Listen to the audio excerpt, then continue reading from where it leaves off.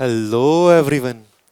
तो हमारी जो सिविक्स की सीरीज चल रही थी सोशल साइंस में, 10th क्लास में जो हम सिविक्स के चैप्टर पढ़ रहे थे, पहला चैप्टर, जो चैप्टर आपका क्या था, पावर शेयरिंग, है ना। पावर शेयरिंग हम चैप्टर पढ़ रहे थे, जो सिविक्स क्लास की एनसीईआरटी बुक का पहला चैप्टर है। उसके लास्ट वीडियो के साथ हम आए हैं, और लास्ट वीडियो जो है ना बेटा, ये पूरा एक कंक्लूड कर रहा है ना। लास्ट वीडियो पूरा जो चैप्टर हमने जो पढ़ा था, जिसकी वजह से पढ़ा था, वो पूरा कंक्लूड करेगा यहाँ पे। तो ये सबसे इंपॉर्टेंट वीडियो होगा, क्योंकि ये वीडियो जो है ना, वो आउटकम है जो हमने पूरा चैप्टर पढ़ा है उसका। पूरे चैप्टर में हमने स्टोरीज पढ़े थे, दो आपके बेल्जियम के और श्रीलंका के। वो स्टोरीज हमने क्यों पढ़े थे, है ना, उन स्टोरीज से हमने क्या कंक्लूड किया था। कंक्लूड करने के बाद हमने दो रीजंस दिए थे कि why power sharing is desirable, क्यों पावर शेयर करनी चाहिए। तो जो पावर शेयरिंग है, अब वो पावर शेयरिंग कितने टाइप की होती है, कैसे कैसे हम पावर शेयर करते हैं, तो फॉर्म्स ऑफ पावर शेयरिंग जो हम पढ़ेंगे, जो आपका एक्चुअल चीज चैप्टर में बताने की कोशिश कर रहा था, जिसकी वजह से वो सारी चीजें समझाई थी, वो सारा जो मिलेगा वो आपको इस वीडियो में मिलेगा, है ना। तो सबसे एक इंपॉर्टेंट चैप्टर है आपका, इंपॉर्टेंट वीडियो है आपका पूरे चैप्टर का, है ना। तो बहुत ध्यान से देखेंगे, और यहां ध्यान से देखेंगे, इसकी वजह से आपके जो और क्वेश्चन होंगे ना, वो इंपॉर्टेंट क्वेश्चंस बनेंगे। ठीक है, इस वीडियो से आपके काफी सारे इंपॉर्टेंट क्वेश्चंस बनेंगे जो आपके एग्जाम में आएंगे। ठीक है, चलो वीडियो को हम शुरू करते हैं। अब यहाँ पे हम देखते हैं फॉर्म्स ऑफ पावर शेयरिंग में, कि पहले एंशियंट टाइम में, आप हिस्ट्री पढ़ते थे ना, हिस्ट्री में क्या हुआ करता था, आपका एक किंग हुआ करता था, सारी पावर जो होती थी वो किंग के पास हुआ करती थी। अगर कोई रूल बनाना है तो कौन बनाया करता था, आपका राजा बनाया करता था।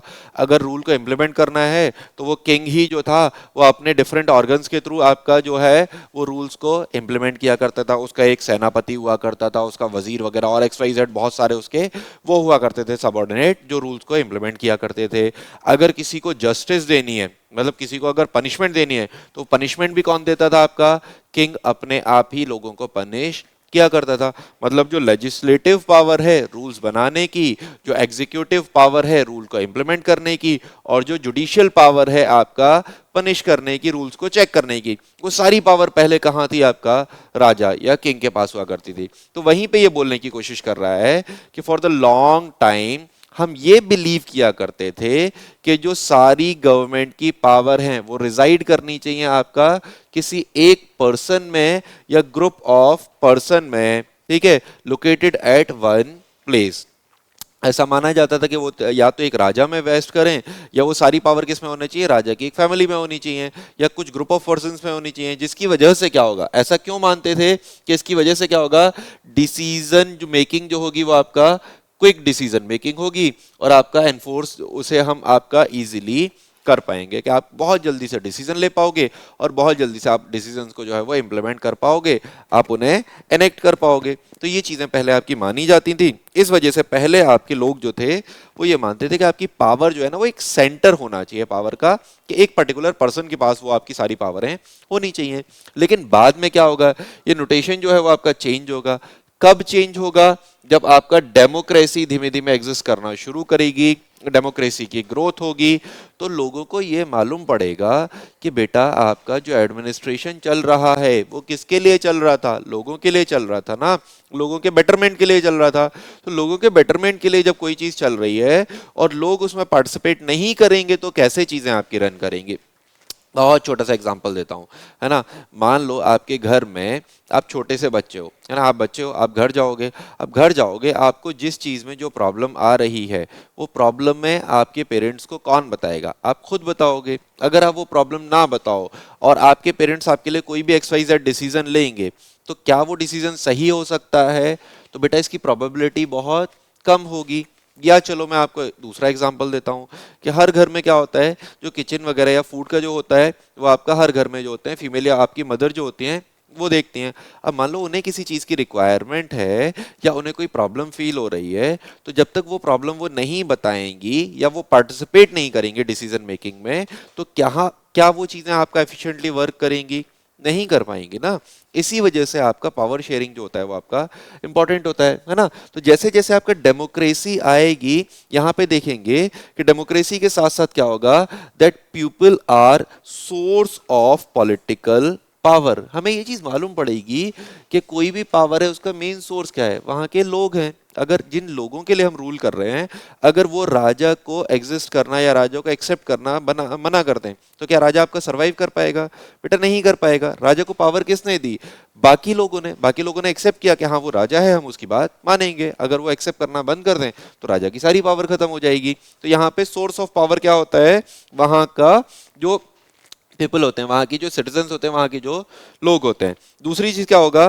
People rule themselves through institute of self government, है ना। जैसे आपने देखा था स्टेट का अपना एक अलग गवर्नमेंट था, आपने ब्रुसेल्स और बेल्जियम में देखा था कि वहां पे आपका कम्युनिटी गवर्नमेंट था। तो वो उनके सेल्फ गवर्नमेंट के थ्रू पीपल क्या होंगे? आप इसमें एक दूसरे को रूल करेंगे, आपका जो सिस्टम है उसे रन करेंगे। Due respect is given to diverse group and view of the society. बहुत इंपॉर्टेंट चीज है। डेमोक्रेसी का सबसे बेसिक चीज या सबसे इंपॉर्टेंट चीज यही है कि जो भी आपका डाइवर्सिटी है, आपके डिफरेंट लैंग्वेज के बेसिस पे आपके कंट्री में बहुत सारे लोग हैं, रिलीजन के बेसिस पे आपके कंट्री में बहुत सारे लोग हैं, उन सबको ड्यू रिस्पेक्ट मिलना चाहिए। हर एक के अपने कुछ डिजायर्स होते हैं, अपनी कुछ आपकी रिक्वायरमेंट्स होती हैं, तो वो उनकी रिक्वायरमेंट्स फुलफिल होनी चाहिए, उनके डिजायर्स फुलफिल होने चाहिए, तभी तो वो लोग आपका ढंग से काम कर पाएंगे। और जब वो ढंग से काम करेंगे तो क्या होगा? आपका कंट्री जो होगा वो आपका डेवलप करेगा, उसका ग्रोथ जो है वो होगा। तो यहाँ पे क्या होगा कि जैसे आपने श्रीलंका वाले केसेस में देखा था ना कि तमिल्स आपका एलिनेटेड फील कर रहे थे, इंफीरियर फील कर रहे थे, वैसी चीजें नहीं होनी चाहिए। डेमोक्रेसी आने के बाद हमने ये चीज आपका फील किया कि जो आपका हर सेक्शन ऑफ द सोसाइटी है उसके व्यूज को, है ना, उसे आपका रिस्पेक्ट मिलनी चाहिए, है ना।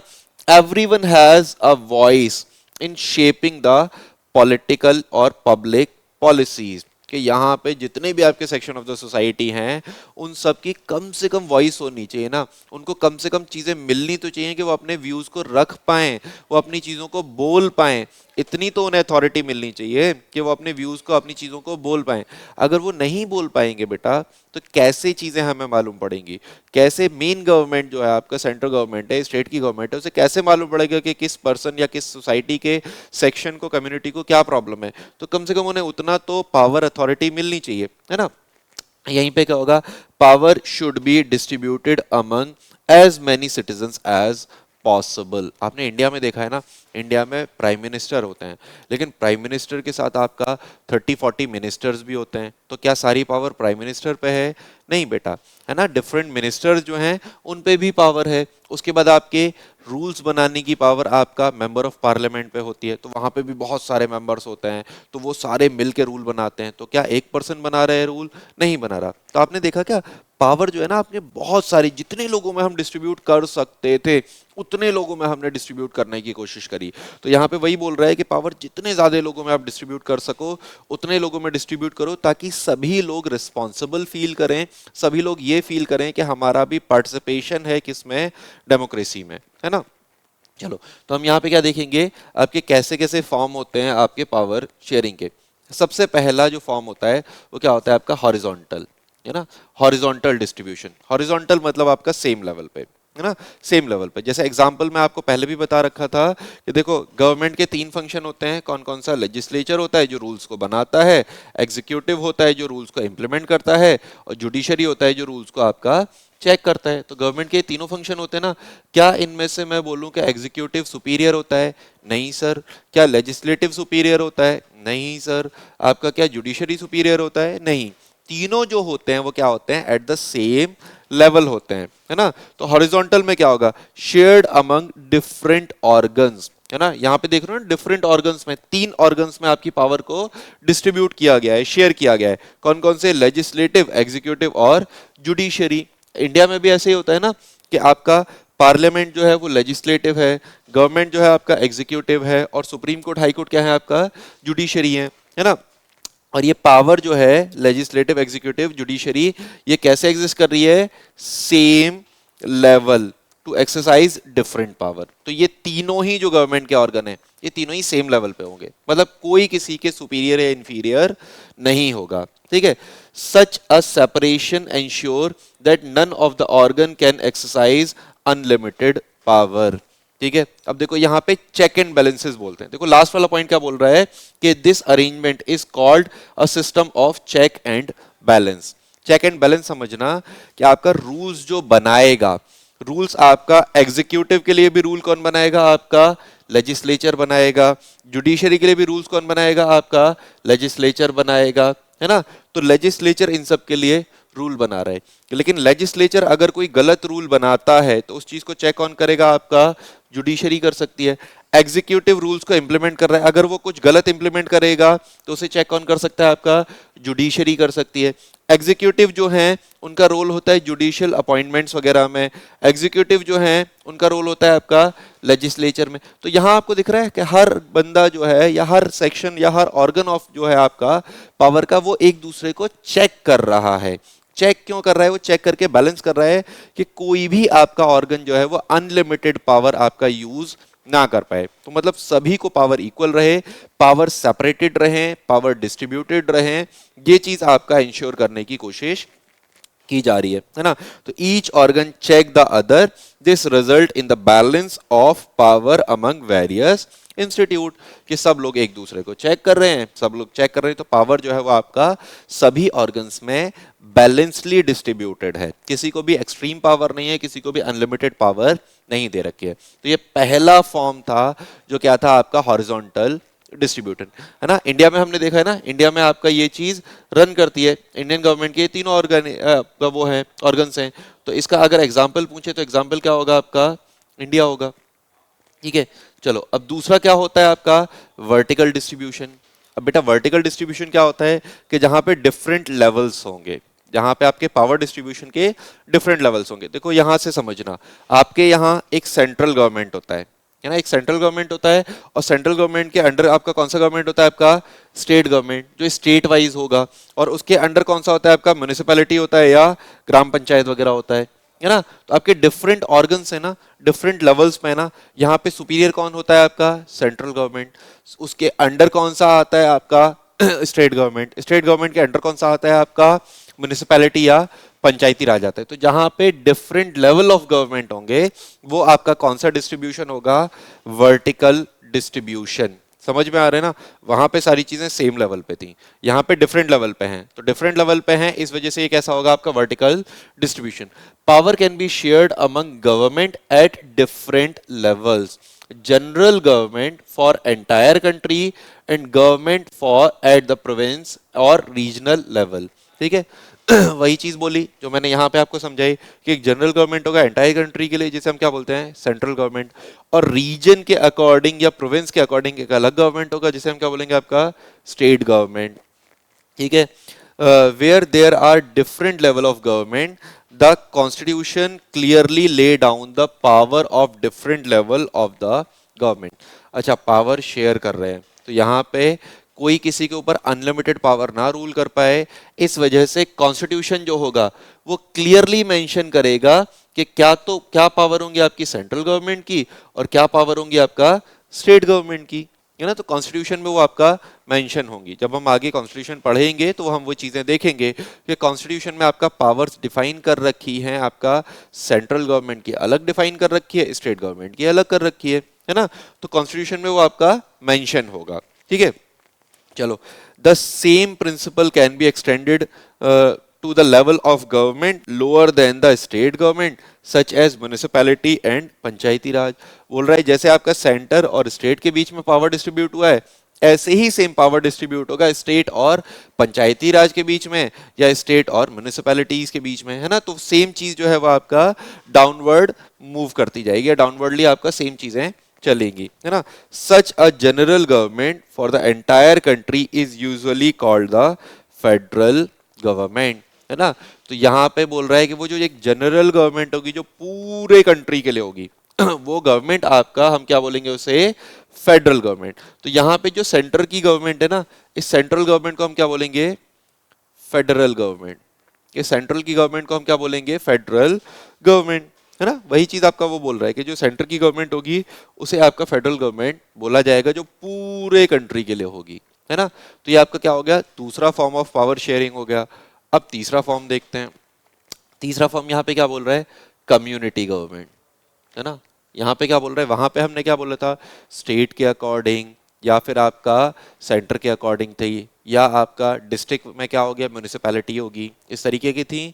उससे पहले हॉरिजॉन्टल में क्या था आपका लेजिस्लेटिव जो लॉ बनाएगा, एग्जीक्यूटिव जो लॉ को इम्प्लीमेंट करेगा, या आपका जुडिशरी जो लॉज को चेक करेगा। अब यहाँ पे कम्युनिटी गवर्नमेंट क्या होता है बेटा, आपका हर स्टेट जो होगा, हर कंट्री जो होगा, हर डिस्ट्रिक्ट जो होगा, उसमें कई सारे कम्युनिटीज रहते होंगे, है ना। जैसे कम्युनिटीज में आपका बोल रहा है किस किस तरीके के कम्युनिटीज होते हैं आपका, कि देखो आपका सोशल ग्रुप्स होते हैं, सोशली वीकर सेक्शंस होते हैं, है ना, आपके ट्रेडर्स होते हैं, लिंग्विस्टिक होते हैं, रिलीजियस कम्युनिटीज होती हैं, है ना, लिंग्विस्टिक कम्युनिटीज होती हैं, सोशल ग्रुप्स वगैरह होते हैं। तो इस तरीके से अलग अलग होंगे। अब भाई हर डिस्ट्रिक्ट में आपके जरूरी थोड़ी ना एक ही रिलीजन के लोग हों, डिफरेंट रिलीजन के लोग हो सकते हैं। हर डिस्ट्रिक्ट में जरूरी थोड़ी ना है कि एक लैंग्वेज बोलने वाले ही लोग हों, अलग अलग लैंग्वेज बोलने वाले लोग हो सकते हैं। या फिर आप बिल्कुल सिंपल देखो, हर डिस्ट्रिक्ट में अगर सेम लैंग्वेज वाले भी होंगे, सेम रिलीजन के भी होंगे, तो भी तो एक विमेन और एक मैंस के अलग अलग कम्युनिटी होगी, है ना। फीमेल्स के अलग कम्युनिटी होनी चाहिए, उनके रिक्वायरमेंट्स, उनकी जो डिजायर्स हैं वो अलग होंगी, और दूसरी तरफ आपका मेल जो है उनकी डिजायर, उनकी रिक्वायरमेंट जो होंगी वो अलग होंगी। तो जाहिर सी बात है कि अगर हम बोले कि नहीं सर सिर्फ मेल्स की चलेगी, है ना, तो फीमेल्स के रिक्वायरमेंट को कैसे पूरा होगा, और अगर हम बोले कि सिर्फ फीमेल्स की चलेगी तो मेल्स की जो रिक्वायरमेंट है वो चीजें कैसे चलेंगी। तो ऐसे ही क्या होता है कि आपका हर जगह या हर आपके एडमिनिस्ट्रेटिव लेवल पे आपके डिफरेंट जो कम्युनिटीज होते हैं, उन डिफरेंट कम्युनिटीज को आपका रिप्रेजेंटेशन मिलना चाहिए, और वो रिप्रेजेंटेशन मिलता है तो उसे हम क्या बोलते हैं, कम्युनिटी गवर्नमेंट, या आपका कम्युनिटी लेवल पे जो पावर हम शेयर करते हैं। In some countries there are constitutional legal arrangements where socially weaker section women's are represented in the legislature and administration. वो यही बोल रहा है कि कुछ कंट्रीज में आपका विमेंस को, सोशली वीकर सेक्शंस को अलग से कुछ सीटें आपका रिजर्व कर दी जाती हैं, कुछ ऐसा अरेंजमेंट दिया जाता है, कुछ लीगल अरेंजमेंट दिए जाते हैं जिनकी वजह से आपके डिफरेंट ग्रुप ऑफ सोसाइटीज को आपका रिप्रेजेंटेशन मिलता है। जैसे आपने देखा है ना, इंडियन कॉन्स्टिट्यूशन आप पढ़ोगे तो वहां पे आप देखोगे कि आपने क्या किया, विमेंस के लिए कुछ चीजें रिजर्व कर दी। आप कहीं नहीं, आप सिर्फ जाओ, मेट्रो में जाते हो ना आप, सबसे कॉमन एग्जांपल है, आप मेट्रो में जाते हो तो मेट्रो में आपने देखा आगे क्या है, जो मेट्रो का फर्स्ट डायरेक्शन में, मेट्रो के रनिंग डायरेक्शन में जो फर्स्ट आपका कोच होगा वो रिजर्व होता है आपका किसके लिए, फीमेल्स के लिए, है ना। तो आपने क्या किया, सपोर्ट करने के लिए कम्युनिटी को, आपने प्रिवेल करने के लिए, प्रेफरेंस देने के लिए, सपोर्ट करने के लिए आपने क्या किया, उनके लिए एक कोच जो है वो रिजर्व कर दिया। तो उस कम्युनिटी का, एक कम्युनिटी का आपने ध्यान रखा, उनके अकॉर्डिंग आपने रूल बनाए, तो आपने क्या किया, पावर शेयर किया ताकि वो आपका सेफली ट्रेवल कर पाए, है ना। चलो अब चौथा फॉर्म देखते हैं। चौथा फॉर्म क्या होता है, कुछ ऐसा अरेंजमेंट होता है जहां पे डिफरेंट पॉलिटिकल पार्टीज हो सकते हैं, प्रेशर ग्रुप्स हो सकते हैं, है ना, मूवमेंट जो आपका मूवमेंट को या आपके पावर को कंट्रोल करें। एग्जाम्पल समझना, जैसे इंडिया की हम बात करते हैं तो इंडिया में क्या होता है आपका, इंडिया में आपके डिफरेंट पॉलिटिकल पार्टीज हैं, कांग्रेस है, बीजेपी है, आपका आम आदमी पार्टी है, और सारे पॉलिटिकल पार्टीज बहुत सारे हैं। तो पॉलिटिकल पार्टीज तो आपको समझ में आते हैं। प्रेशर ग्रुप्स क्या होते हैं बेटा, प्रेशर ग्रुप समझना। Pressure, political parties direct participate करते हैं आपका इलेक्शन में, डायरेक्ट पार्टिसिपेट करते हैं आपके लॉ मेकिंग में, लेकिन प्रेशर ग्रुप वो होते हैं जो डायरेक्ट पार्टिसिपेट नहीं करते आपका लॉ मेकिंग में, डायरेक्ट पार्टिसिपेट नहीं करते आपके गवर्नमेंट में या इलेक्शन में, बट इनडायरेक्टली चीजों को इन्फ्लुएंस करते हैं। जैसे एग्जाम्पल, प्रेशर ग्रुप क्या होता है आपका, इंडस्ट्रियल वर्कर्स की एक यूनियन होती है, बिजनेसमैन की यूनियन होती है, ट्रेडर्स जो होते हैं डिफरेंट उनकी यूनियंस होती है ना, फार्मर्स के बहुत सारे यूनियंस सुने होंगे आपने। तो ये यूनियंस क्या करते हैं, क्या सर ये आपका पार्टिसिपेट करते हैं पॉलिटिक्स में, नहीं करते सर। तो फिर ये क्या करते हैं, इनके जो रिक्वायरमेंट होते हैं उन रिक्वायरमेंट के लिए आपका गवर्नमेंट से बात करते हैं, गवर्नमेंट अगर वो चीजें नहीं मानती तो आपका प्रोटेस्ट करते हैं या गवर्नमेंट को पिटीशंस वगैरह देते हैं। तो उनके थ्रू क्या होता है, ये आपका गवर्नमेंट पे एक प्रेशर बनाते हैं, क्योंकि ये यूनियंस होते हैं, ये भी आपका सिटीजन है जो वोट करेंगे, जिसकी वजह से गवर्नमेंट को लगता है भाई हमारा वोट बैंक कम हो सकता है, या हमारे जो पार्टिसिपेशन है, लोग हमें जो लाइक करते हैं वो चीज़ें कम हो सकते हैं। इस वजह से इनकी जो आपकी जो डिमांड्स होती हैं गवर्नमेंट उन्हें कंसीडर करती है और उन पर आपका वर्क करती है। तो देखो ये क्या है, प्रेशर ग्रुप आपका डायरेक्टली इन्फ्लुएंस नहीं कर रहे हैं, क्या ये डायरेक्टली लॉ बना रहे हैं, नहीं बना रहे, लेकिन हाँ लॉ मेकिंग को या मूवमेंट ऑफ पावर को कंट्रोल करते हैं। कि यहाँ पे ये बहुत इंपॉर्टेंट चीज है कि देखो गवर्नमेंट अनलिमिटेड पावर यूज नहीं कर सकती है, गवर्नमेंट की पावर को कंट्रोल कैसे किया, प्रेशर ग्रुप ने डायरेक्ट पार्टिसिपेट भी नहीं किया और आपकी गवर्नमेंट की पावर को जो है वो कंट्रोल किया, पावर की मूवमेंट को जो है वो कंट्रोल किया। The citizen must have freedom to choose among various contenders of power, है ना। तो यहाँ पे सिटीजन्स जो होते हैं वो चूज कर सकते हैं, कांग्रेस चाहे कांग्रेस को चूज करें, आपका चाहे बीजेपी को चूज करें, आम आदमी, जो भी आपके सिटीजन्स को अच्छा लगता है वो आप उसे वोट कर सकते हो, है ना। आप बाउंड नहीं हो कि आप XYZ पार्टी को ही वोट करोगे, आप जो चाहो उनमें से आप चूज कर सकते हो।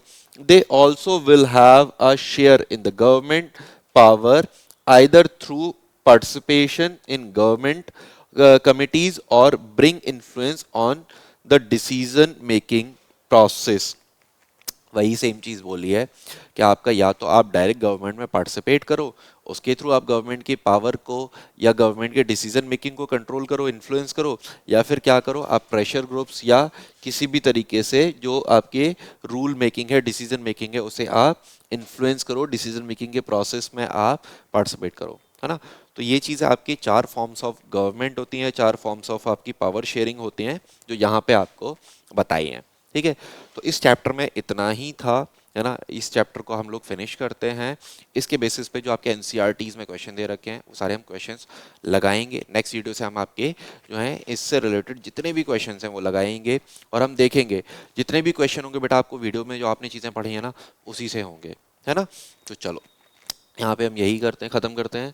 और बाकी आप लोगों से रिक्वेस्ट है कि आप चैनल को सब्सक्राइब कर लेना, वीडियो अगर अच्छा लगता है तो वीडियो को लाइक करना और अपने फ्रेंड्स में शेयर ज़रूर करना।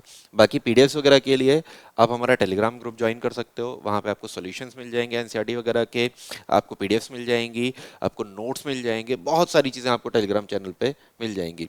इंस्टाग्राम को ज्वाइन कर लेना। ऑनलाइन कोर्सेज़ के लिए आप प्ले स्टोर से हमारा ऐप डाउनलोड कर लेना या आप ऑफलाइन कोर्सेज के लिए सेंटर को विजिट करना। बाकी आपकी कोई भी क्वेरीज हैं तो आप क्या करोगे, इन नंबर्स पे कांटेक्ट करोगे और अपने क्वेरीज जो हैं वो आप पूछ सकते हो, ठीक है। चैप्टर को ख़त्म करते हैं।